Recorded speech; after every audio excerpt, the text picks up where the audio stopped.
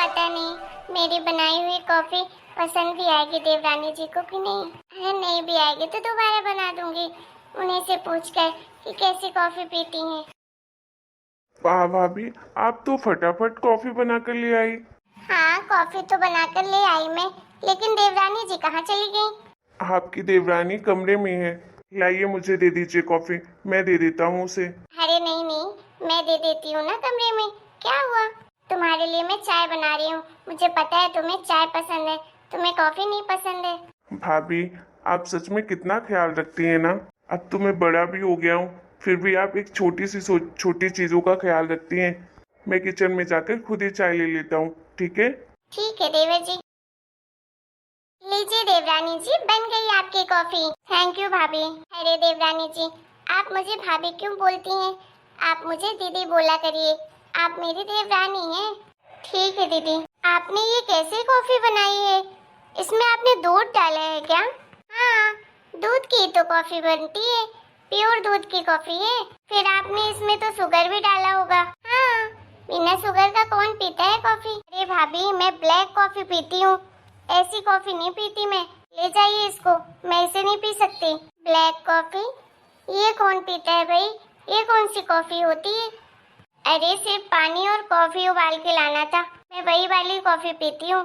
ये सब पीकर मुझे पेट में एसिडिटी थोड़ी ना बनानी है। और शुगर तो मैं बिल्कुल भी नहीं लेती। अगर नहीं आता था बनाना भाभी तो पहले ही बोल देती आप, मैं बता देती आपको कैसे बनाना है मेरे लिए कॉफी। माफ करना देवरानी जी, मैं अभी ब्लैक कॉफी बना कर लाती हूँ। ठीक है, थोड़ा जल्दी जाइए, मेरे सर में बहुत दर्द हो रहा है। एक्चुअली मैं गांव में पहले कभी नहीं रही हूँ ना, इसलिए यहाँ का इन्वायरमेंट देखकर मुझे बड़ा अजीब लग रहा है। अरे देवरानी जी, पहली बार आई है ना इसलिए ऐसा लग रहा है। थोड़े दिन रुकिए, फिर आपको बहुत अच्छा लगेगा। यहाँ का वातावरण तो बहुत अच्छा है, बिल्कुल शुद्ध है, शहर जैसे प्रदूषण थोड़ी ना है यहाँ के वातावरण में। कोई बात नहीं, मैं अभी आपके लिए कॉफी बना कर लाती हूँ। और दवाई रखी है, अगर ज्यादा सर दर्द कर रहा हो तो दवाई खा लीजिए। नहीं नहीं, मेरे पास है दवाइयाँ, मैं अपनी दवाई ले लूंगी।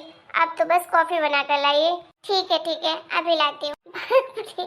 ब्लैक कॉफी कोई पीने की चीज है? कितनी कड़वी रहती होगी। ना बाबा ना, मैं तो कभी ना पीऊँ। क्यों भाभी, कुछ कहा आपने? अरे नहीं नहीं देवरानी जी, कुछ नहीं। क्या हुआ तुम्हें? ऐसे क्यों बैठी हो? अब तो तुम्हारी कॉफी भी मिल गई। तुम्हारा सर ठीक हुआ कि नहीं? क्या खाक कॉफी मिल गई?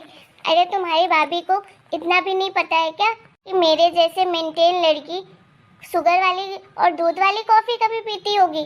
दूध वाली बना कर ले आई कॉफी। अरे मैं ऐसी कॉफी कभी पीती हूँ? तुम्हें तो पता है ना, मैं तो बस ब्लैक कॉफी ही पीती हूँ।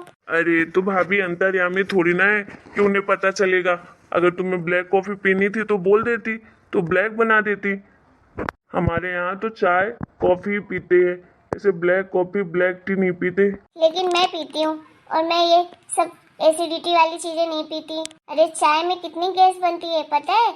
हर डॉक्टर मना करता है। अरे बाबा, तुम देख लो अपना। मैं तो बस ये कह रहा हूँ कि तुम फालतू में भाभी को परेशान मत करो।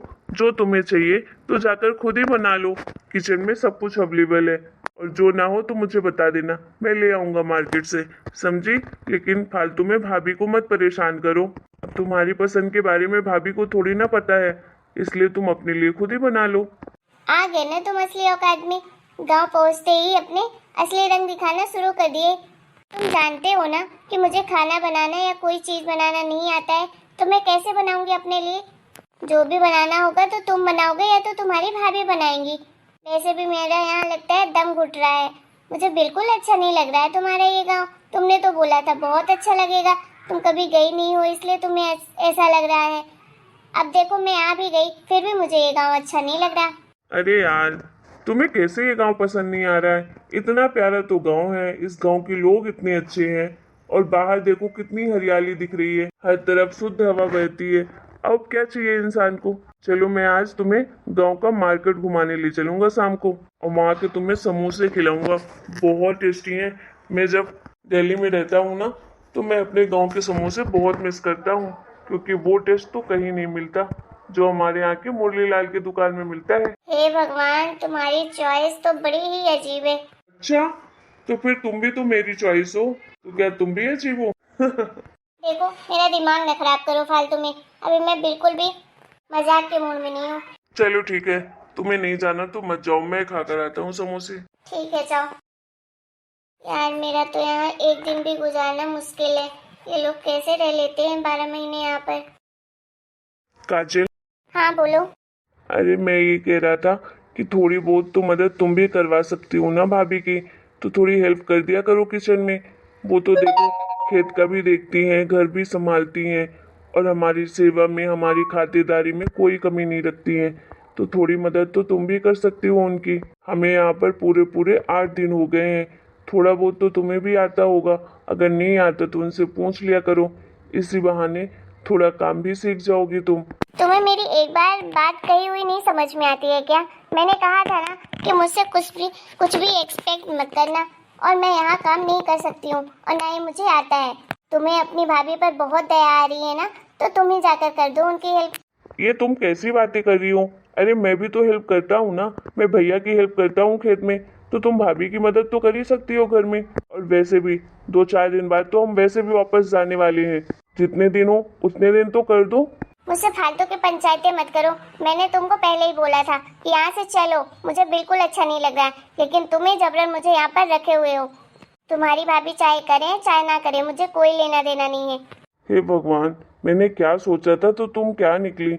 मैंने सोचा तुम सच में बहुत समझदार हो, लेकिन यहाँ आने के बाद पता चला कि तुम कैसी हो। देखो तुम फालतू की पंचायतें बंद करो, और जो तुम्हारी इतनी प्रॉपर्टी है ना, वो आधा हिस्सा अपने नाम पर करवा लो और आधा भैया के नाम पर करवा लो, और उसके बाद यहाँ से चलो।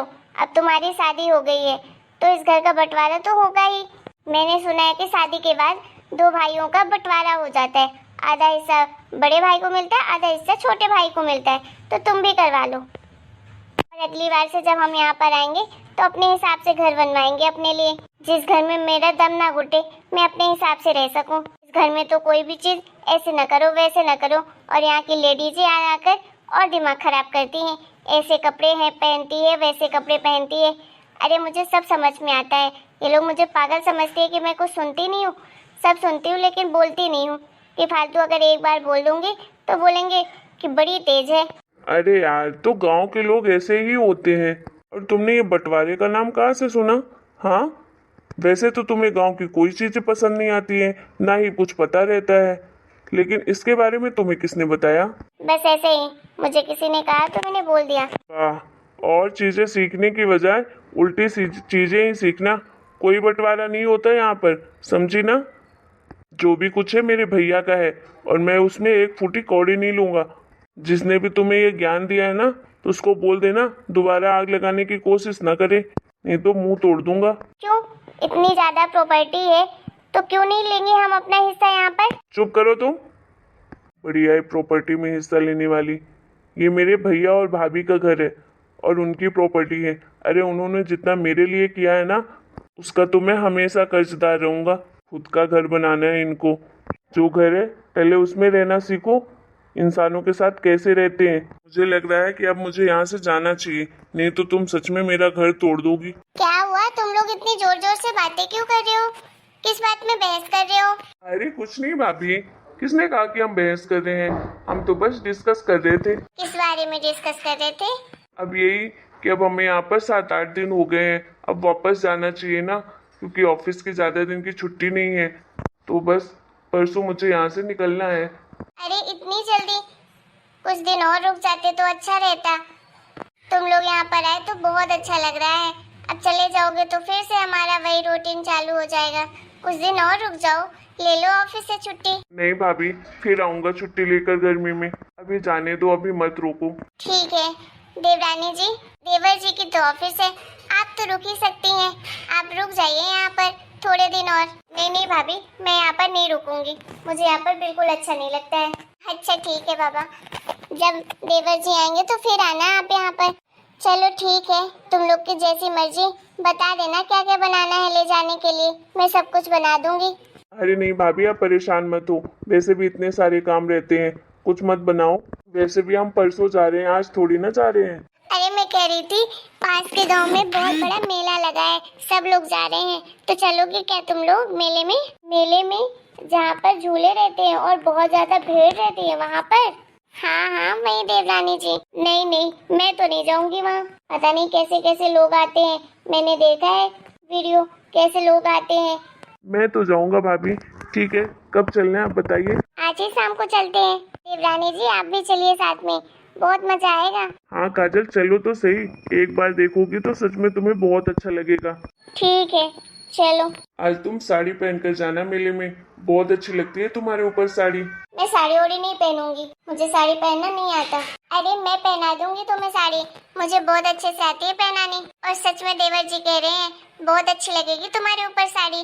मेरे पास बहुत अच्छी अच्छी साड़ियाँ हैं मैगी वाली, मैं तुम्हें दे दूंगी, तुम पहन लेना। ठीक है? ठीक है, जैसे आप लोगों की मर्जी। चलो भाभी, मैं अपने दोस्तों से मिलकर आता हूँ। ठीक है देवर जी। हेलो दोस्तों, आपको हमारा आज का वीडियो कैसा लगा कमेंट करके जरूर बताइएगा। वीडियो पसंद आए तो वीडियो को लाइक और चैनल को सब्सक्राइब करिएगा। इसका नेक्स्ट पार्ट जल्दी आप लोगों के सामने आएगा।